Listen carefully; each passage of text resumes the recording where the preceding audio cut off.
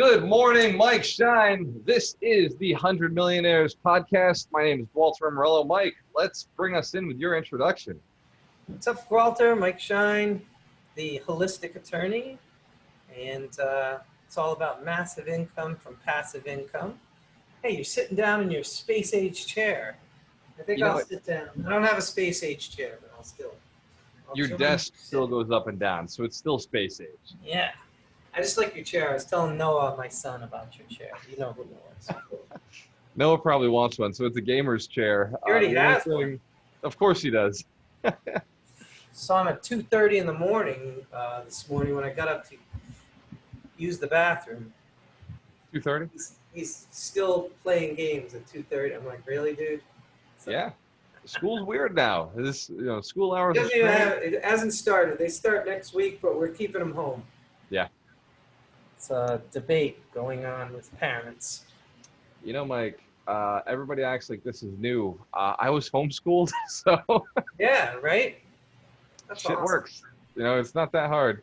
Who did that? Your mom or your mom taught you, right? No, my mom was home with us, but the books taught us if you can read, you can be homeschooled.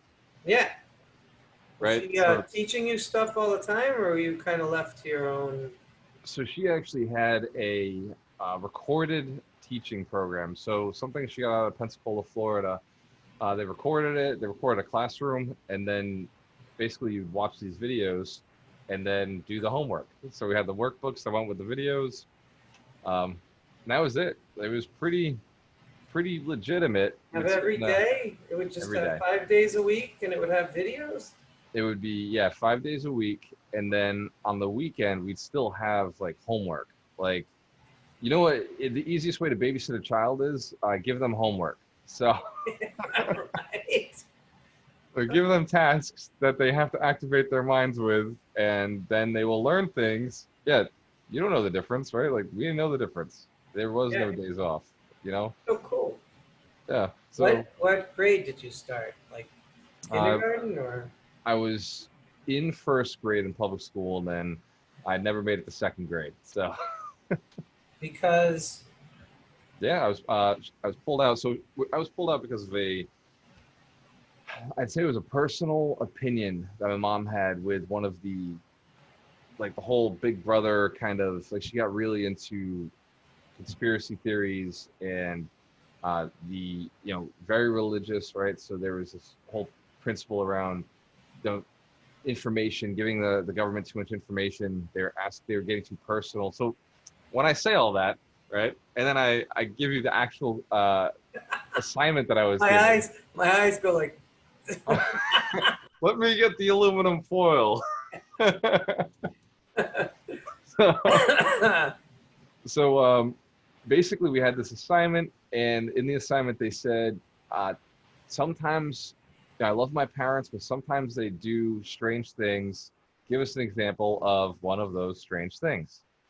And I put something like, I don't know, I think it was about money. It was so weird. But I think it was that I asked my mom, I can't remember what it was. I asked my mom to save money or something along those lines. I can't remember what it was. Yeah. I remember being disappointed and thinking that, okay, whatever. Nothing of this article, right? But somebody else wrote, my mommy's friend comes over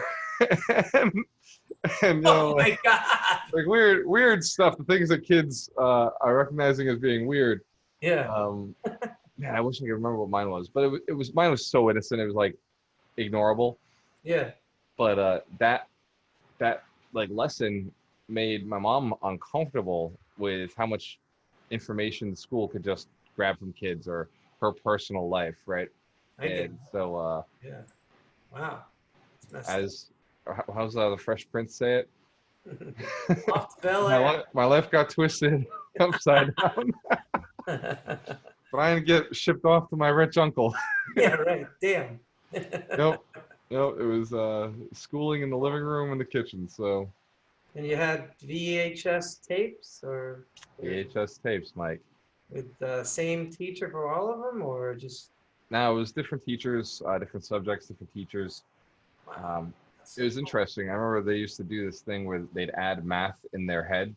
like the teacher would just throw out numbers and you're supposed to add each number to it. Yeah. And I remember being like, these kids are fucking smart, right? like holy shit. Like I remember the first time I saw it, I was like, Yeah. what the fuck? Like, no.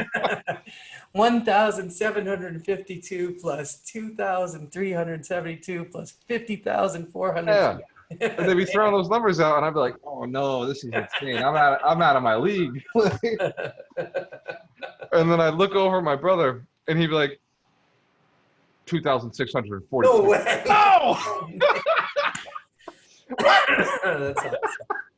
That's awesome. And that's how I knew. You were not going to be an accountant. Yep. Well, you did go into finance. The irony is I ended up in finance and accounting Yeah. at a much later date in life. That's funny. That is funny. So Right, yeah. So, You got some picks? yeah. So, the first one we talked about was And before we get into these picks, let me just state that we are not giving any stock advice, just that Mike and I have made a commitment to pick a stock a month to run some money in.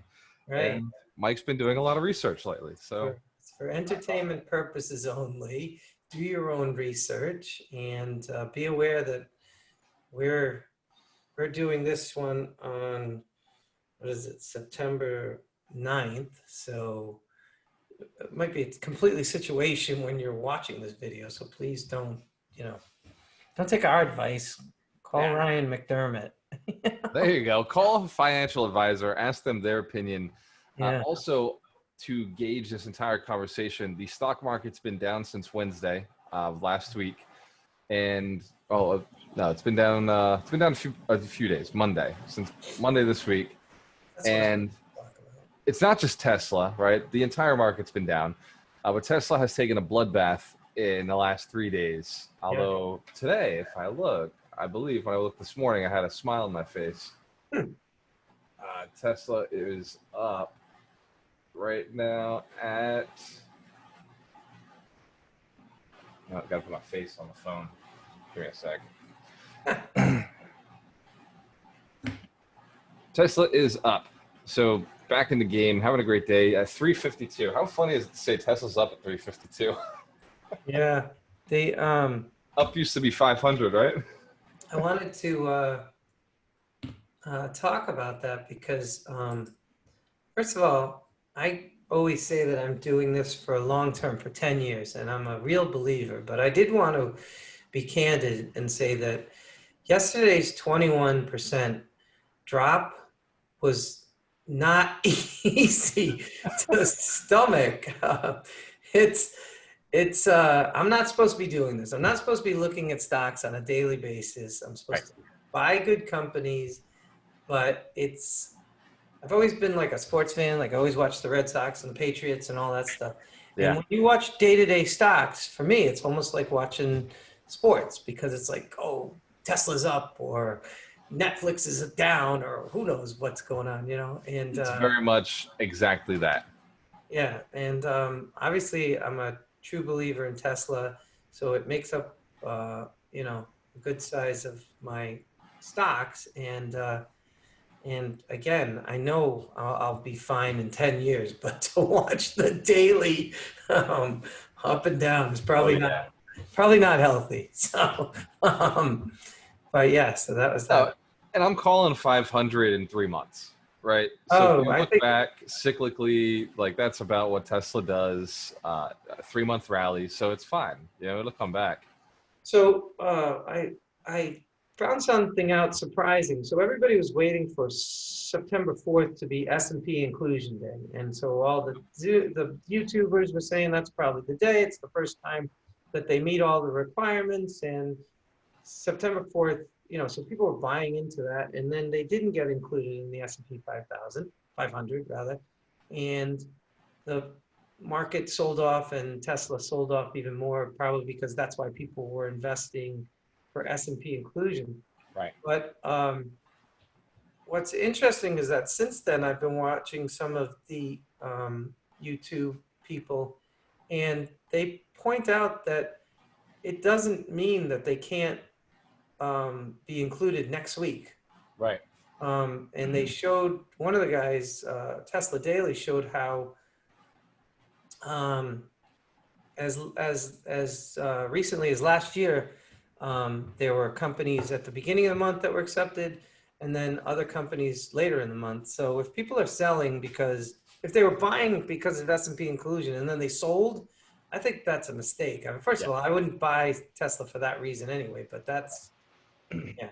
So, but what was really interesting is they did that $5 billion stock offering. Yeah.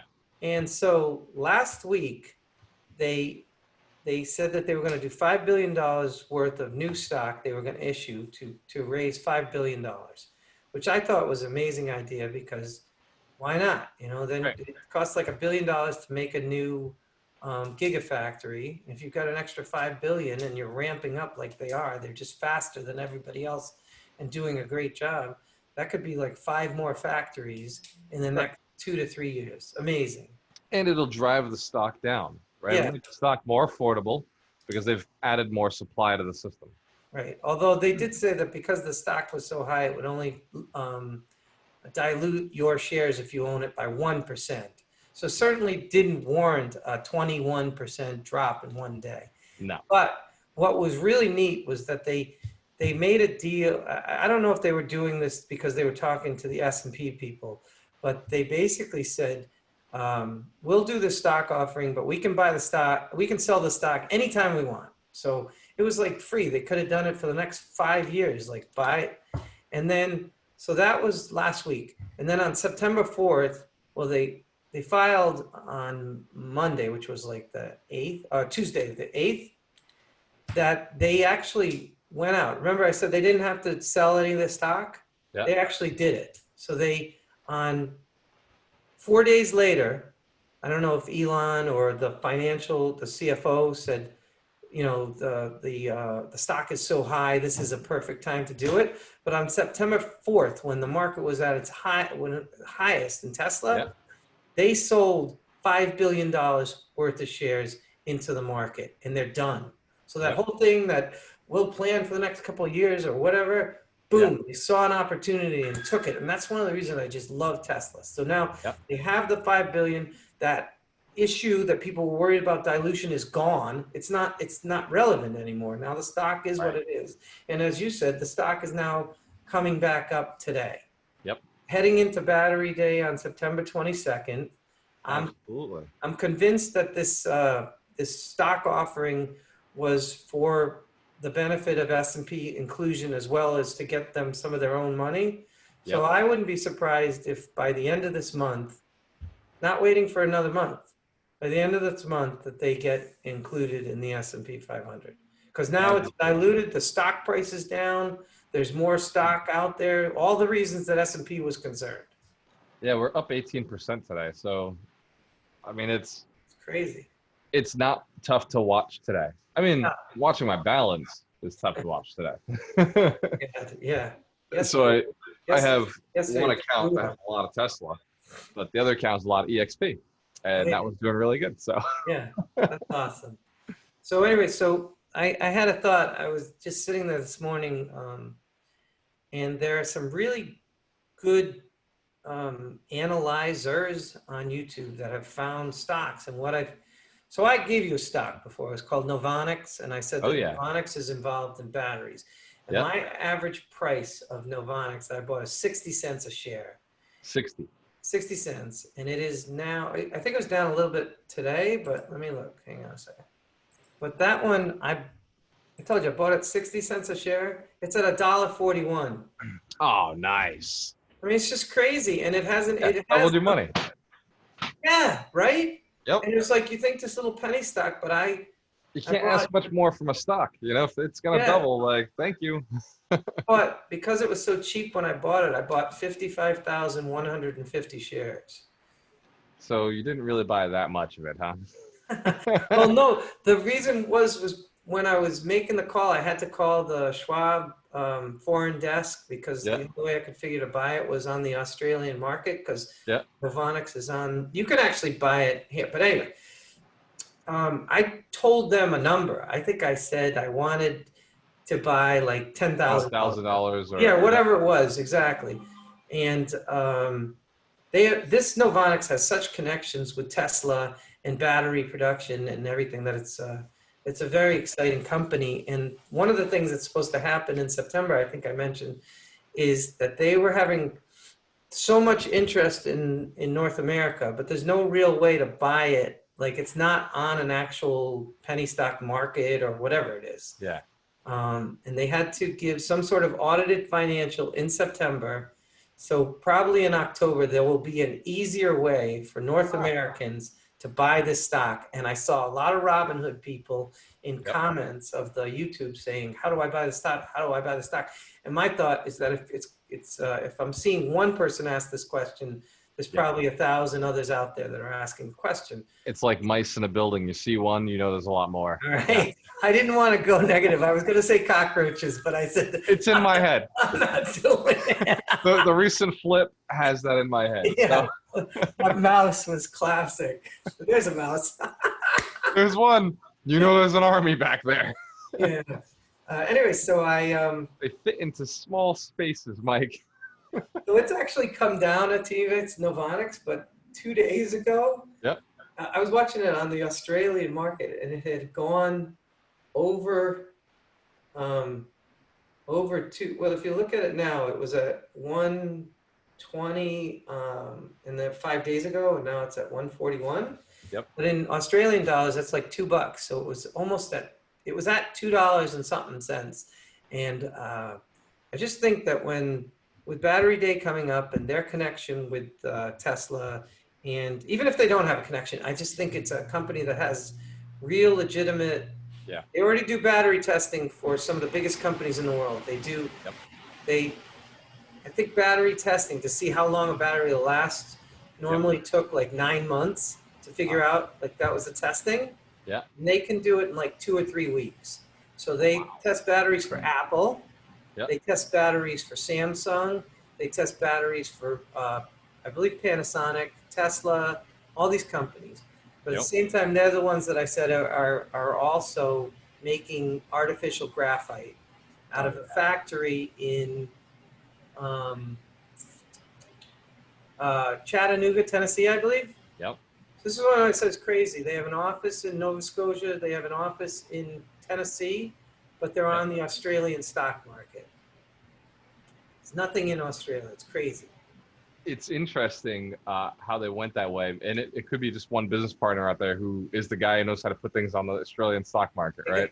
Well, they get bought. That's what happened. So, got you. So the Australian company merged with them. So yep. There it is. That was, I was looking at the company. Anyways, so that's a company that I think is real. And as much as I think that Tesla could lead to my retirement, I've been finding these smaller stocks that if you went big, so I went, let's say you put $5,000 into a stock, right? Yep. And it doubles its price. Well, what happens if you took 100,000? Do you know what I'm saying? Now you're talking real money on companies you believe in. I'm not talking about just sort of saying, oh, there's a penny, like in the 90s where, you know. Yeah. You're looking at the fundamentals, just like Warren Buffett looked at the fundamentals, and he always does. He buys new emerging markets, right? Who's this? Warren Buffett. Oh, He's studying China all the time, or emerging markets. Sam Zell is doing emerging markets. They prefer things before it goes IPO, right? Like that's the preference, is to catch it before it becomes popular. And investing, we're the same thing.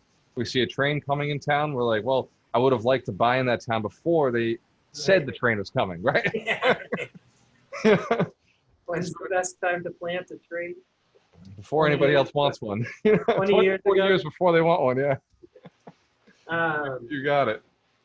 20 years ago. I found a couple of stocks, and you can write these down.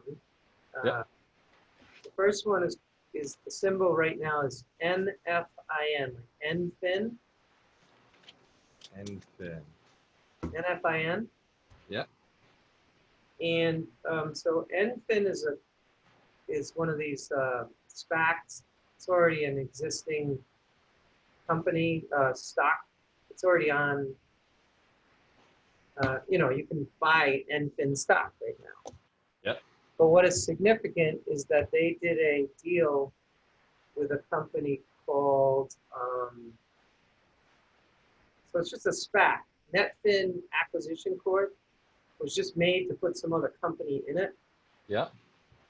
And they are in the middle, or I think they already finished it, of acquiring a company called Triterras. Triterras. Triterras. T-A-R-I-S? Terras. Terris. Triterras. Yes, so this is a crazy one.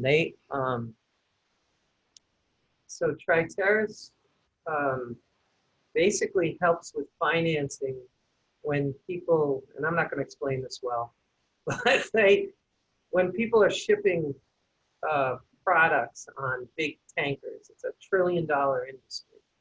Wow. And for the little guy, they can't get these big banks Right. to loan them money for things like this. So it's kind of like someone described it on one of the channels as the Square of the trade finance industry. So it's a disruptor company that's going to help. It's going to help with letting the little guy get into this type of market. So that one it's like NFIN right now is at $10 a share. It's probably going to change its symbol and its name once the merge is complete. Right. But you'll just get one for one. It's not like some sort of a 1 or 50 cents or whatever. Yeah. So I had that once. Armor Real Estate Group got bought. Well, they bought something else that I had, and I was like, "Shit, no!" Like I had a super profitable REIT, and then like high-paying dividends, and then when a REIT gets to really high-paying dividends, they're priced really low. Yeah. That's typically when they get bought out. So another REIT bought them, and well, I still hold ARR. I'm still a great company, but. So I'm just looking at this article, and I had read something about this yesterday too.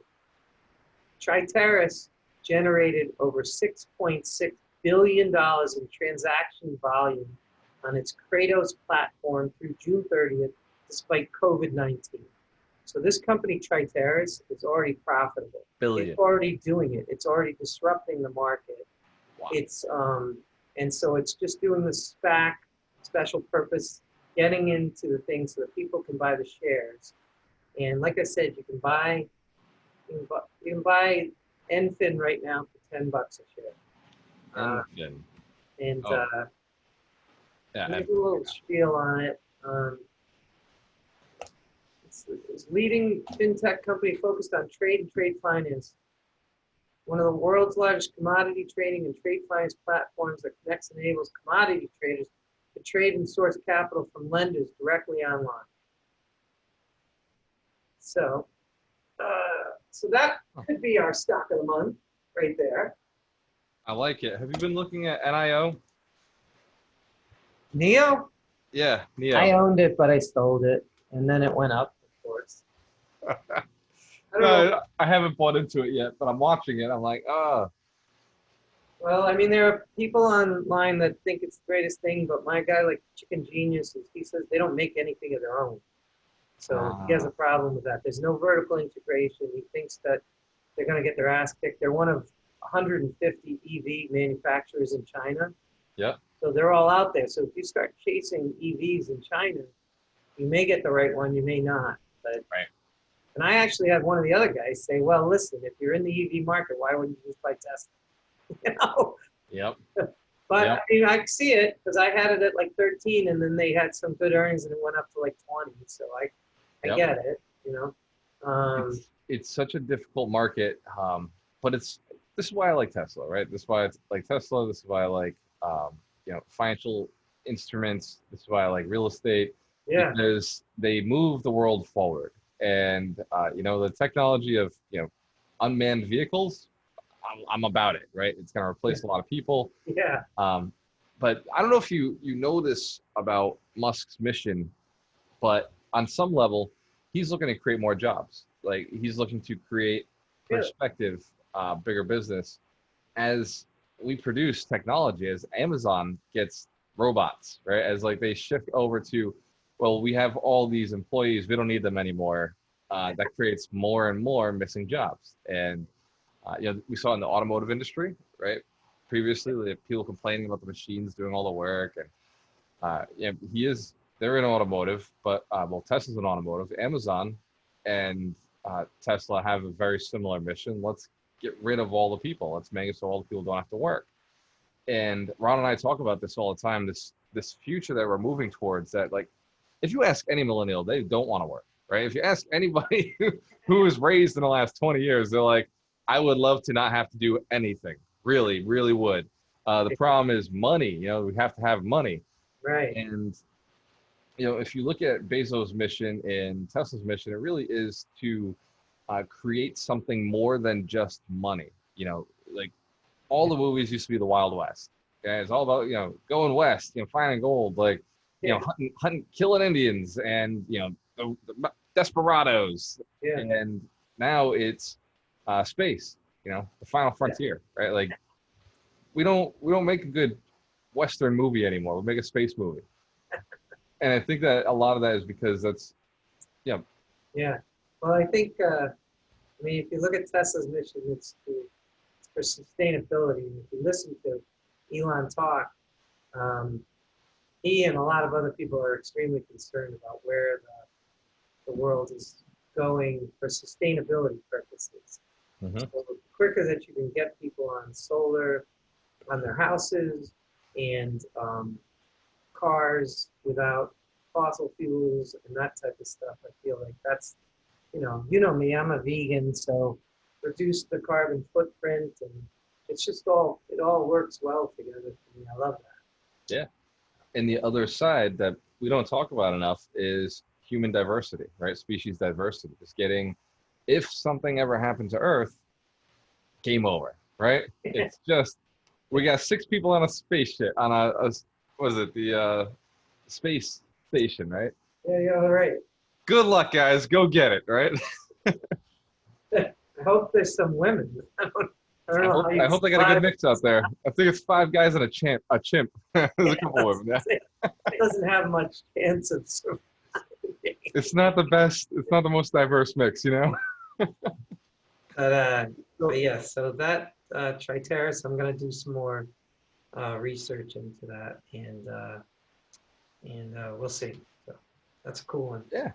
And then, sorry. What else you got? You got another one? Yeah, I got one more. Oh, nice. So like you did all the research this week. Well, no, you got.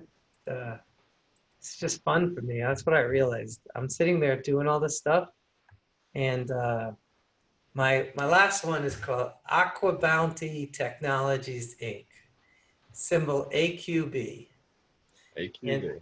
And this one kind of kills me because even though I think it's a really good company, it's genetically modifying salmon for sale. So it actually is good for the environment, which I like. It sounds like something Americans would buy into. Yeah, well, everybody loves their salmon. But I just, the issue is that you are killing animals or fish anyway. So that's an issue for me. But I will say that I've invested in cigarette companies before, so it is what it is. And not smoked cigarettes, right? I can't recommend it. Yeah. But anyways, Aqua Bounty has this really interesting thing. They've figured out a way to genetically modify salmon so that they grow much, much faster. And they're not like regular aqua, what's it called? Aqua farming that people do, where they have all the fish in the unhealthy tanks with all sorts of diseases and stuff like that. They're unhealthy tanks. Okay. Well, because they have to give them tons and tons of antibiotics and to stop all the diseases, all this stuff. And then that gets into the water system. Anyways, these guys are, and what attracted me to them is that an ETF that has a huge position in this company is none other than Kathy Wood's ARK Investors. So she's Really? she's the biggest bull on Tesla.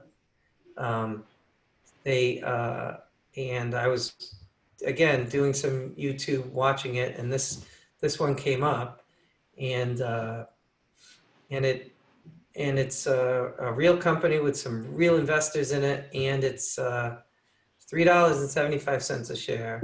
And like I said, she, because they're into all the ARK Investors has all that genetic sort of. One of their ETFs is like genetic something. I think it's ARK. RK. They have different ones. Maybe it's ARKG. I don't know. Let me look for a second. ETF, yeah. So ARK ETF Genomic Revolution, which you can just buy the ETF for $57.10 a share. I guess you get diversity in that market. That's right. And let's see if it shows what the holdings are. Hang on a second. ARK ETF holdings. But since Aqua, what was it again? Aqua. Hang on a second. So while you're looking it up, the whole concept of believing or understanding what you're investing in, right? It goes with that's kind of a Warren Buffett thing, right? Like he talks about Coca-Cola. He tastes Coke, he likes Coke. Gillette, when he bought Gillette, that was, razors. Makes sense, right? Yeah. Always going to use razors. So that's awesome. It's one side, and then there's kind of this other side of investing where it's like, okay, I see all these people buying and using this product, even though I don't believe in the product itself. I believe in the fact that everybody else does believe in the product, right? And that's sometimes a premise to invest in something. Like there's investors in real estate who insist on only buying real estate they would live in, and that's been what I've subscribed to. And then there's other investors who they'll look at a building and say, I would never live here. But if you've already got bodies in the building, awesome. You've proven the concept that it's possible to rent it out. Right. And so they just buy because other people are interested, because there's supply and demand. Okay, so I found this little thing, ARK Genomic Revolution, as of 9/8/2020. And I knew that they already had a lot of these other ones, like Illumina's in there, which I own. Pacific Biosciences is a company that Illumina was trying to buy, which does like gene sequencing. And Pacific Biosciences is only like $6 a share. Wow. But these are all like gene therapy. But down number 36 on their list of 43. And actually, there's one at the bottom called Organovo Holdings, which I knew this one. Organovo Holdings, they do I think it's like 3D printing of human body parts. So if you need an ear, they grow an ear on like a mouse or something like that. You have to see this because when 3D printing was big, my dad he was pumping up Organovo Holdings for a long time. But that was a while ago. I sold it. So it kept sitting there. It wasn't going anywhere. But anyway, so number 36 is Aqua Bounty Technologies. And it says that they have 3,496,000 shares. And the market value of those shares is $12,831,000. Wow.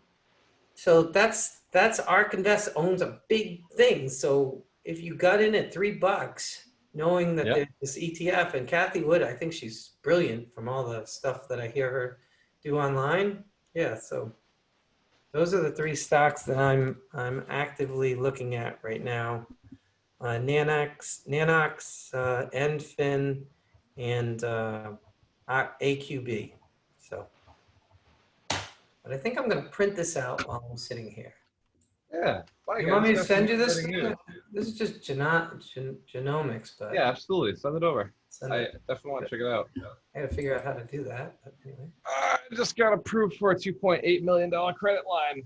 What? Yay! Yep, that's enough to distract me for a day. I'm on break. Is that from Is that what you were doing for your for all your properties? Was that Yeah. nice job? Yeah. Who's that with? Yeah. That's Don Crummett. Nice. 3.5 million was mentioned. He asked for our newest purchase so he could increase the line. So potentially 3.5 million. Wow, that's Dude, awesome. exciting. How long were you waiting for that? Since February. This whole COVID really threw off the commercial market. But what's nice is we only owe, I don't know, that's not on all of our properties. That's only on not the new purchases. So that's some of the past purchases. So that's still, we're Cool. looking at maybe a $3.5 million loan when we only owe two. So not a bad day. Not a bad Yeah, day. I got to talk to him because I wanted to Yeah. do the same thing with our properties. Just you know, I'm going to send this to your email. I know you don't necessarily look at it, so Yeah. No, send that over. I will take a look. yeah. So Mike, this was You're so fun. done. You're like you got your line of credit. You're like, I'm out. Drop mic drop. It's all good. Yeah, Ron just texted me. So he's hungry. I'm hungry too. Nice. Oh, and it's 11:11.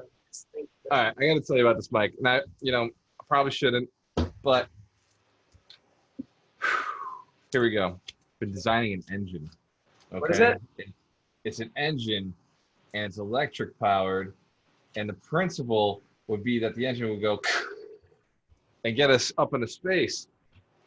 And I've been obsessed. I ordered parts like. That's awesome. So as a kid, I used to, play. I'd take remote control cars apart, put them back together. If there was anything with a plug on it, and it got its way like near the trash, it would suddenly be mine. I'd own it. And I would take all these things apart, and then I'd put them back together, and I'd come up with all these different ways to run them and use them. And I haven't done that in years, right? I got into finance, money, but I've always been a little bit creative. Ron and I the other day were discussing how to get out of the atmosphere, and we're having this deep conversation.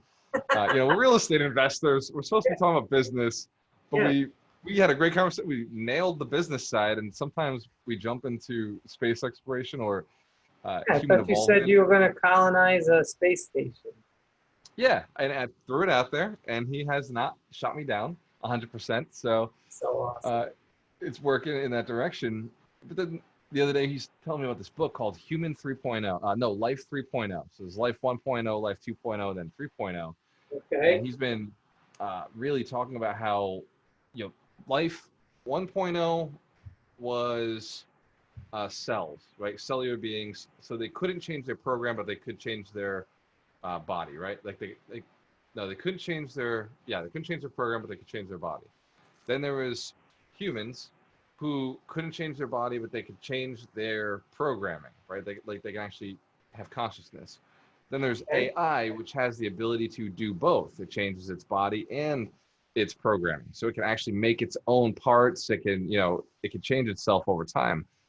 And sometimes we have these deep conversations, and I'll look and I'm like, man, like we're not talking business at all, but we are talking some either deep philosophical shit that like, okay, human beings are doing this as a whole, and we need to help them in this way, or we're talking like, how do we just go to space, like like the science. Why not? Why not, you guys? I mean, if you look at like Jeff Bezos and SpaceX, what's his name? Sir Richard Branson. Galactica, and, yep. Yep. Space. What is it? Virgin Galactic. Yeah. Virgin Galactic. Yeah. And then or Elon Musk wanting to go to Mars. Why not? And then I saw what did he? Amazon. Jeff Bezos built some clock like in the desert somewhere. Have you seen this thing? It like. Oh, hold on. What are they doing? What? What are they doing? Jeff Bezos built this clock like in the desert. It's like dug into a deep hole. Type in Jeff Bezos clock. And it like moves like one hand moves every 100 years. It's some I forgot. Clock and mountain location. Let's see what this is. The 10,000-year clock is a mechanical clock under construction that is designed to keep time for 10,000 years. It's being built. 2-meter prototype is on display at the Science Museum. It's crazy. So I'm just saying, so what's wrong with you and Ron and talking about space? He owns a mountain. It's a so they're doing a giant clock. Engineers and contractors are building a massive multi-room clock inside a mountain in West Texas. It will tell time for the next 10,000 years.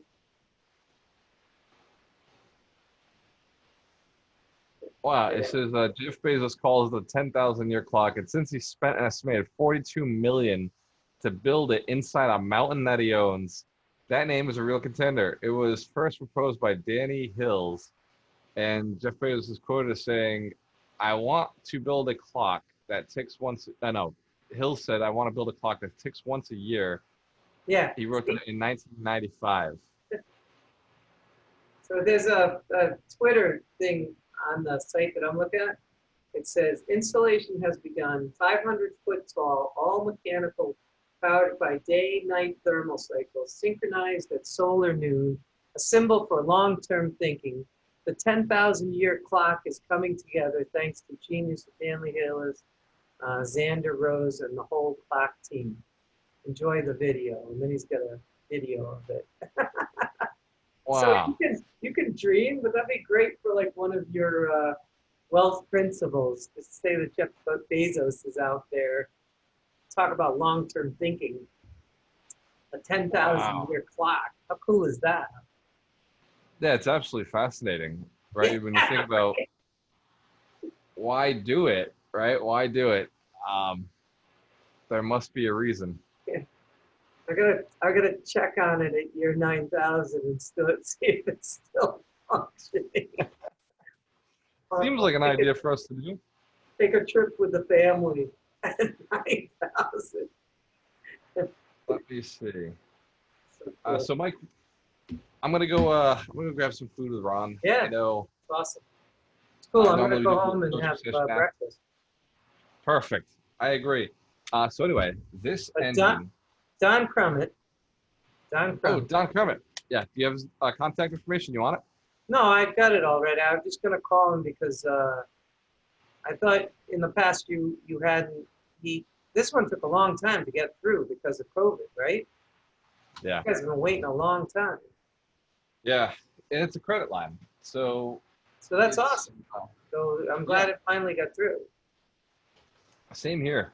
Same here. It's approved. We got to figure out how to actually use it, but now that it's approved, we have a chance. And is it based on the collateral of your other properties? Is that how it does it? On the equity in those properties, or? Yeah. Because obviously those properties still have debt, right? Correct. So they just sort of did a blanket mortgage with a line of credit for you guys. Exactly. Oh, I love it. So do your properties have a lot of equity in them? A shit ton. So that's we own 5.1 million. Out something I can do because I don't know how much equity I have in mind. You know. Yeah. So we have $5.1 million worth of real estate, and our equity position is about 2.6 million. Nice. It didn't go up much, but before the purchase of the ones we just bought, we just spent what, 900,000 on those. Right. We still had a 2.4 million position or 2.5 million position. So yeah, we don't. So the 6-family we bought didn't have any equity in it. It was the 8 units we bought had 100,000 in equity. So you look at what we spent, it's like, you know, but we got a lot of cash flow out of them, and that's why I buy them. All right, I'll let you go. I know you gotta go. Later, Mike. Peace. Hey, how do you sign us off? Massive income from passive income. This is not a financial advice. That's right. When you have a choice, always work with the best. Keep investing, buy some real estate, and when you get rich enough, you can buy some stocks. Cheers to your success. Peace. Peace. Later, Mike.